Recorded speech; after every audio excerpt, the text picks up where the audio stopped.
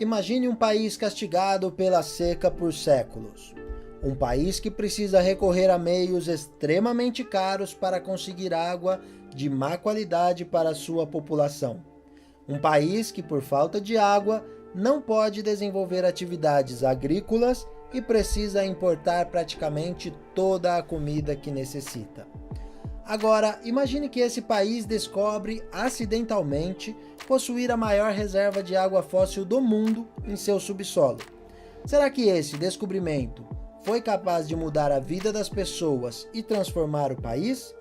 E quais aspectos poderiam dificultar a distribuição desse precioso recurso para a população?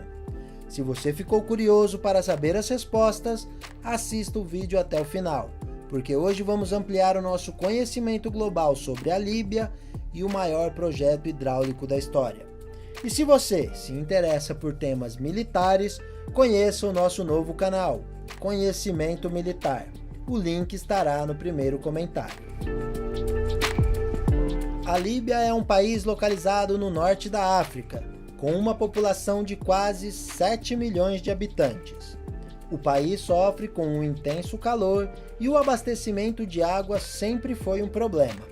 O país não possui rios e em algumas regiões podem se passar anos sem que caia uma gota de chuva.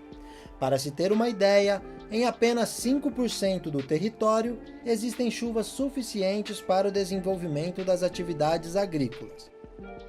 O país está situado às margens do mar Mediterrâneo e a solução encontrada para abastecer a população com água potável foi através da dessalinização da água do mar, um processo caro e que fornecia água de baixa qualidade, inviabilizando inclusive o seu uso para a agricultura. Conviver com a seca e escassez de água era algo comum para o povo líbio, um país que tem 90% do seu território ocupado pelo deserto do Saara. Mas como veremos, a Líbia tinha uma grande riqueza em seu subsolo. Ao mesmo tempo que faltava água, em terras líbias sobrava petróleo. O país possui a 10ª maior reserva de petróleo do mundo, e graças à exploração e venda desse recurso natural, a Líbia conseguiu um nível de receita superior à maioria dos países africanos durante a segunda metade do século XX. A grande quantidade de dinheiro que ganhava exportando petróleo permitia à Líbia buscar soluções para a escassez de água. Entre essas soluções estava a instalação das plantas de dessalinização que já mencionamos e até um plano de importar água da Europa. Porém, o petróleo ainda daria outra importante contribuição para solucionar o problema. Em 1953, durante explorações no deserto do Saara, onde pretendiam encontrar petróleo, os líbios encontraram um outro recurso que em um deserto pode ser até mais valioso que o próprio petróleo. Eles encontraram água, e em grandes quantidades. Nessa exploração foi descoberto o aquífero Arenito Núbio, a maior reserva de água fóssil do mundo. O aquífero tem uma área equivalente a 2 vezes o tamanho do estado do Pará e está sob o território de 4 países: Egito, Chade, Sudão e a própria Líbia. Segundo os estudos, o aquífero se formou há milhares de anos, quando a região do deserto do Saara era coberta por uma grande floresta que possibilitou o acúmulo de água no subsolo. Sem dúvida, foi uma grande descoberta, porém existia um grande problema. A reserva estava no sul do país e sua população se concentrava praticamente toda no norte, às margens do mar Mediterrâneo. Sem meios de transportar a água até as regiões habitadas, nada foi feito nas décadas seguintes ao descobrimento. No momento da descoberta do aquífero, a Líbia era uma monarquia, dirigido pelo rei Idris, que havia chegado ao poder em 1951, após o país conquistar a independência. Porém, o rei nunca conseguiu criar um sentimento de unidade nacional entre as diferentes regiões e em 1969, um golpe de Estado promovido pelo exército líbio destituiu a monarquia e levou ao poder um dos personagens mais emblemáticos do século XX, o coronel Muammar Gaddafi. O descontentamento da população com o monarca se devia principalmente ao seu alinhamento comercial e cultural com potências ocidentais, como Inglaterra e Estados Unidos.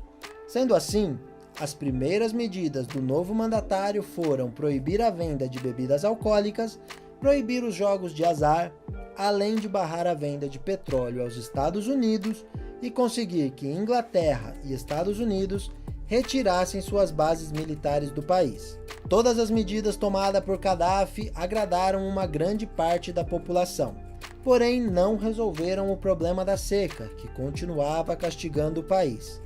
A primeira solução pensada pelo ditador foi a de levar parte da população das grandes cidades litorâneas, como Trípoli, Sirte ou Benghazi, para se instalarem no deserto, próximos ao aquífero. A ideia era desenvolver a agricultura na região e reduzir a dependência das importações de alimentos. Porém, o plano não foi bem sucedido, pois a maioria da população não estava disposta a abandonar a zona costeira para viver no meio do deserto. Assim, Gaddafi precisou encontrar outra alternativa para resolver o problema da seca e desenvolver a agricultura no país. E a solução encontrada foi surpreendente.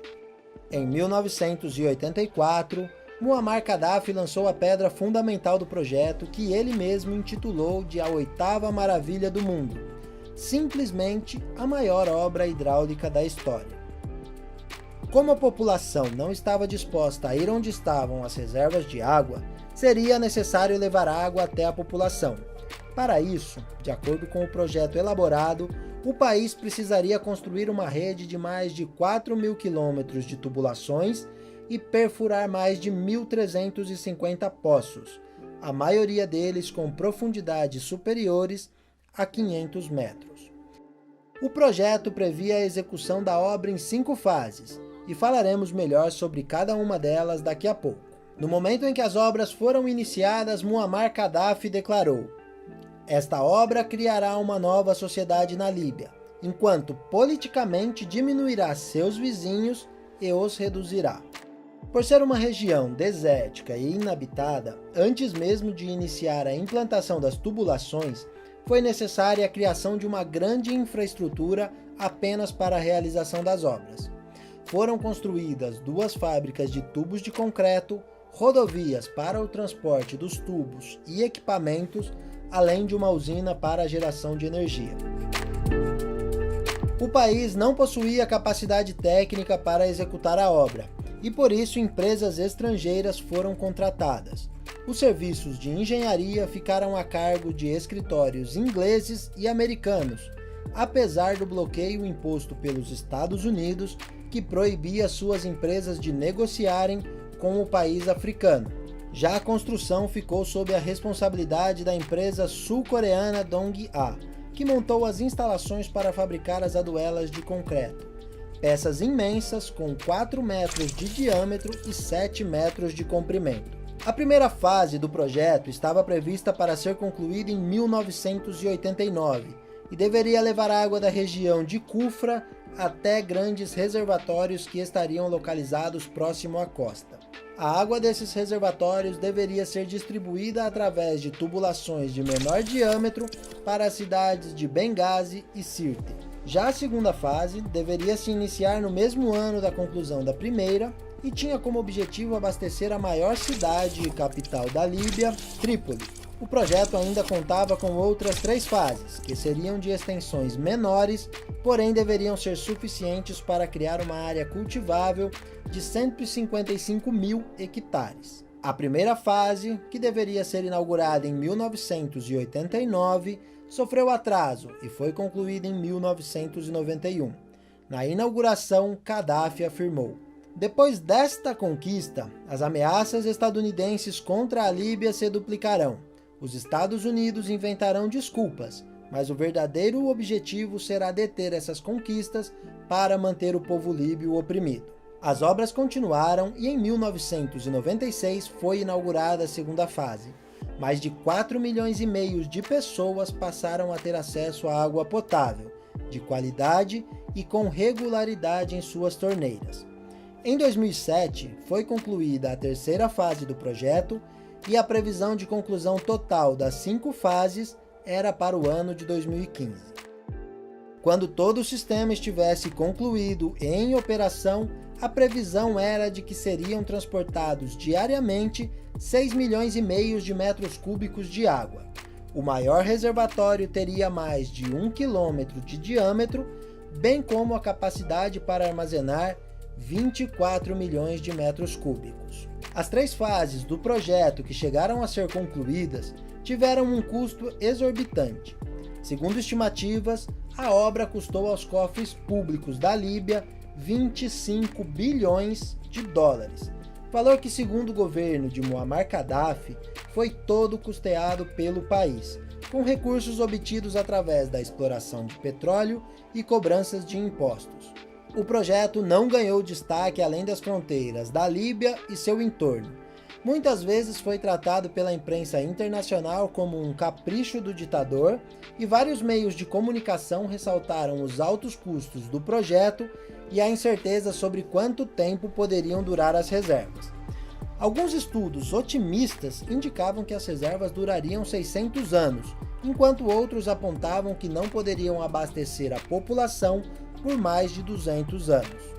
Apesar das críticas e pouca visibilidade do projeto pelo mundo, a população líbia possuía água encanada, e as obras avançavam para a conclusão total do projeto. Porém, alguns acontecimentos mudaram todo o cenário. Em 2011, os protestos da Primavera Árabe chegaram à Líbia, e após vários confrontos entre os rebeldes e as tropas fiéis a Gaddafi, a ONU aprovou a interferência no conflito e tropas aéreas e navais da OTAN passaram a atacar o país.